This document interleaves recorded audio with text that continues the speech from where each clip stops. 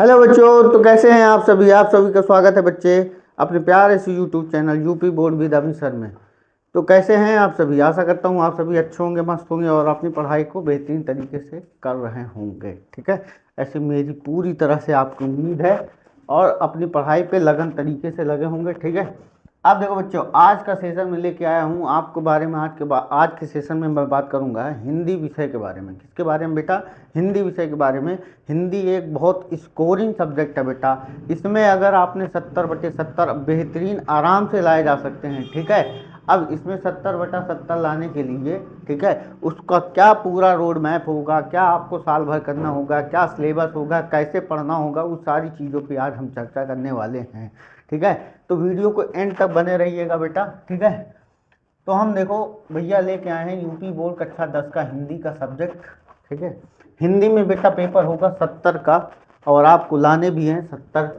समय रहेगा बेटा आपको पेपर करने का मिलेगा, समय मिलेगा बेटा 3 घंटे 15 मिनट। कितना बेटा? 3 घंटे 15 मिनट आपको मिलेंगे। ठीक है, अब मेरी बात समझिएगा बच्चा। हिंदी गद्य व हिंदी पद्य। ठीक है, तो हिंदी को दो भागों में विभाजित किया गया है बेटा, एक गद्य और एक पद्य। तो गद्य और पद्य मिला के बेटा 5-5 10 नंबर के 10 क्वेश्चन बहुविकल्पी पूछे जाएंगे, जिनमें रचनाएं पूछी जाएंगी।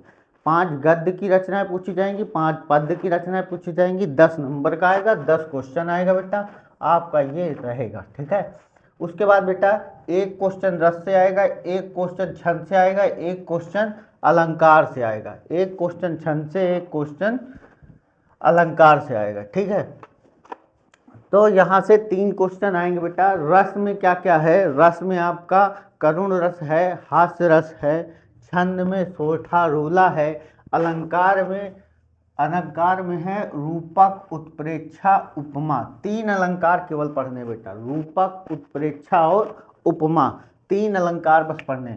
हिंदी व्याकरण में बेटा हमको क्या क्या पढ़ना है समझ लो। उपसर्ग पढ़ना, उपसर्ग में आ अन अधि अप अनु उपसह निर अभिपरि सु आदि।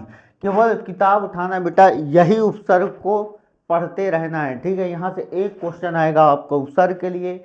फिर दूसरा क्वेश्चन आएगा बेटा समास से एक क्वेश्चन। समास में कौन कौन समास पढ़ना है? द्वंद्व समास, द्विगु समास, कर्मधारय, बहुब्रीहि। द्वंद्व, द्विगु, कर्मधारय, बहुब्रीहि बेटा। ठीक है, ये सब समास, उपसर्ग, तद्भव, तत्सम, चाहे जौं से बेटा इसकी ऐसी ट्रिक दूंगा आपको कभी सपने में भी नहीं भूलेगा। ठीक है, फिर बेटा हम पढ़ेंगे तद्भव और तत्सम और पर्यायवाची। 3 चीज पढ़ना है बेटा, इन सब से 3 क्वेश्चन बनेंगे। ठीक है, 3 से 4 भी हो सकते हैं। फिर बेटा आएगा संस्कृत व्याकरण। संस्कृत व्याकरण में आएगा बेटा सर्वनाम, तद और युष्मद का, तद और युष्मद का।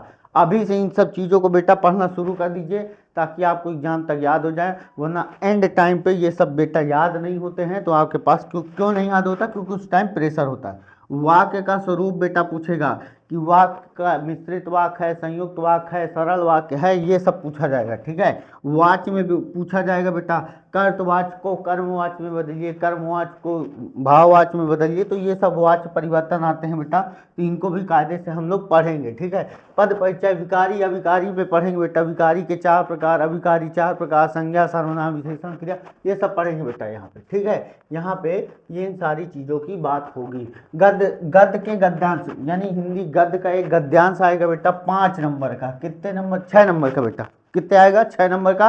3 क्वेश्चन रहेंगे, एक संदर्भ रहेगा, एक रेखांकित अंश की व्याख्या, एक उसी पैराग्राफ से कोई एक क्वेश्चन दे देगा, उसी को देख के उसे से लिखना होगा।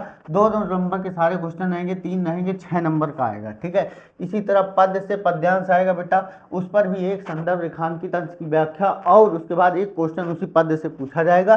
टोटल 6 नंबर का होगा बेटा। संस्कृत गद्यांश का संदर्भ सहित हिंदी अनुवाद। ठीक है, संस्कृत गद्यांश से एक बेटा पैराग्राफ आएगा, उसका आपको हिंदी में अनुवाद करना पड़ेगा और संदर्भ उसका लिखना पड़ेगा। 2 क्वेश्चन करना पड़ेगा, 5 नंबर का रहेगा बेटा। कितना? 5 नंबर का रहेगा। ठीक है, फिर उसके बाद संस्कृत पद्यांश, पद्यांश का भी आएगा बेटा, उसका भी संदर्भ और व्याख्या लिखना पड़ेगा हिंदी में, तो वो भी 5 नंबर का आएगा। ठीक है, उसके बाद मुक्ति दूत, ये फतेहपुर वालों के लिए है, फतेहपुर। ठीक है। तो हर एक डिस्ट्रिक्ट का अलग अलग है बेटा, मैं इसकी पीडीएफ डाल दूंगा टेलीग्राम चैनल में, तो आप लोग वहाँ पे देख लीजिएगा कि किस किस जिले में कौन कौन सा आता है। तो फतेहपुर वालों को बेटा मुक्ति दूत पढ़ना है। कहाँ पढ़ना है, क्या पढ़ना है, मुक्ति दूत। मुक्ति दूत में बेटा या तो आप नायक का चरित्र चित्रण पढ़ लीजिए, और या तो उसके सर्ग की बात कर लीजिए, प्रथम सर्ग, द्वितीय सर्ग, तृतीय सर्ग, चतुर्थ सर्ग, पंचम सर्ग, ये 5 सर्ग हैं, इन 5 सर्ग को तैयार कर लीजिए, अथवा उसके नायक का चरित्र चित्रण याद कर लीजिए, तब भी आपका काम बन जाएगा। फिर गद्य के लेखकों का जीवन परिचय बेटा आपको याद करना है, 5 नंबर का है बेटा, कितने का, 5 नंबर का। फिर पद्य के लेखकों का जीवन परिचय आपको याद करना है, ठीक है, ये भी 5 नंबर का आता है। ये सब फ्री के नंबर है बेटा। मैं बताऊंगा आपको जीवन परिचय कैसे लिखा जाता है, एक एक चीज बताऊंगा कैसे, कहाँ पे गलती नहीं करनी है, ताकि आपको 5/5 हर एक सब्जेक्ट में हर एक पॉइंट पे आपको फुल में फुल मार्क्स मिलने चाहिए। समझ में आई बात। श्लोक याद कर लेंगे बेटा, 2 नंबर का एकदम फ्री का है, ठीक है। पत्र लेखन याद कर लेंगे, ठीक है, 4 नंबर का आता है। संस्कृत के प्रश्न उत्तर आएंगे बेटा 2 नंबर का, एक एक नंबर के 2 क्वेश्चन आएंगे संस्कृत के प्रश्न, रहेंगे बेटा 4 लेकिन आएंगे 2, करने 2 रहेंगे, ठीक है। निबंध रचना 7 नंबर का आएगा बेटा। मैं बताऊंगा आपको क्या बोलते हैं इसको, जीवन परिचय कितने पेज का लिखना है, ठीक है, निबंध कितने पेज का लिखना है, कम से कम निबंध बेटा 10 पेज का लिख के आना है। मैं बताऊंगा कैसे लिखा जाता है, सारी उसकी एक एक डिटेल की बात करेंगे हम, जब इसके बारे में हम डिटेल से पढ़ाना शुरू करेंगे, ठीक है। तो बच्चा ये रहा आपका हिंदी का पूरा संपूर्ण सिलेबस। आपको इसी तरीके से ये पूरे सिलेबस के अनुसार साल भर आपको पढ़ना है। आप अच्छे से इसका पूरा स्क्रीनशॉट ले लीजिए, ठीक है, ताकि आपको पूरी तरीके से बात समझ में आ जाए, ठीक है। अपने कॉपी में इसको हिंदी के पहले पन्ने में इसको पूरा नोट कर लीजिएगा बेटा, ठीक है। और मैं इसका पूरा पीडीएफ भी आपको भिजवा दूंगा, ठीक है। तो आप लोग इसकी चिंता मत करिए, ठीक है। आप लोग अपने पढ़ाई की चिंता करते रहिए और पढ़ाई में अपने अब मस्त लग जाइए बेटा, क्योंकि अब समय धीरे धीरे नज़दीक आ रहा है, समय जाते टाइम नहीं लगता, ठीक है। तो आप लोग अपने पढ़ाई पे पूरी तरीके से फोकस रहिए, ठीक है। अब मिलते हैं बेटा आपसे नेक्स्ट वीडियो में। जय हिंद।